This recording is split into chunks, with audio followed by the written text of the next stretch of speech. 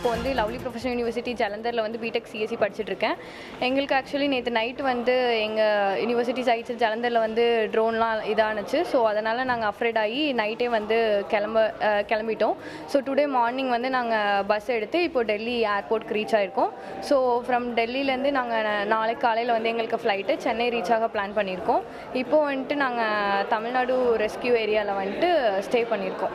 எங்களுக்கு வந்துட்டு நியூஸ் மூலமா தெரிய வந்துச்சு. அப்புறம் யூனிவர்சிட்டியில் இருந்தும் அஃபிஷியலாக வந்து அனௌன்ஸ் பண்ணியிருந்தாங்க 3 டேஸ்க்கு வந்துட்டு ஹாலிடேஸு. அதே மாதிரி பீப்புள்ஸ் வந்து நேட்டிவ் பிளேசஸ்க்கு போகிறவங்களும் வெக்கேட் பண்ணி போக சொல்லிட்டாங்க.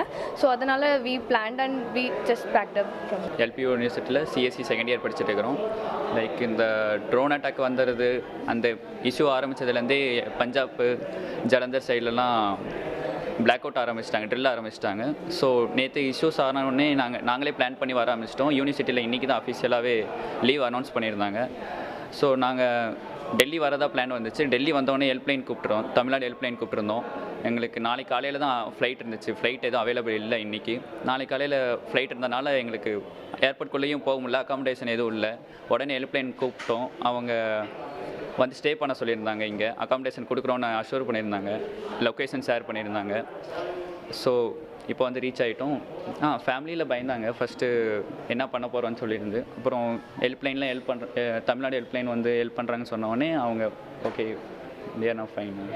நாளைக்கு 6:50க்கு தான் ஃப்ளைட் அப்படிங்கிறனால நாங்கள் 12 o'clock மேலே தான் அங்கே ஏர்போர்ட் ரீச் ஆக முடியும் அப்படின்னு சொன்னனால நாங்கள் இங்கே வந்துட்டோம்.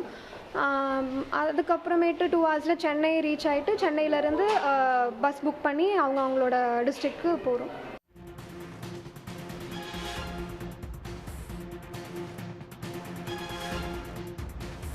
பஞ்சாப் மாநிலத்தில் படித்து வந்த 12 பேர் டெல்லிக்கு வந்தடைந்திருக்கிறார்கள். அவர்கள் அளித்த பேட்டியை பார்த்தோம். டெல்லியில் உள்ள தமிழ்நாடு இல்லத்தில் கட்டுப்பாட்டு அறை என்பது அமைக்கப்பட்டிருக்கிறது. அங்கு அவர்கள் வருகை தந்திருக்கிறார்கள்.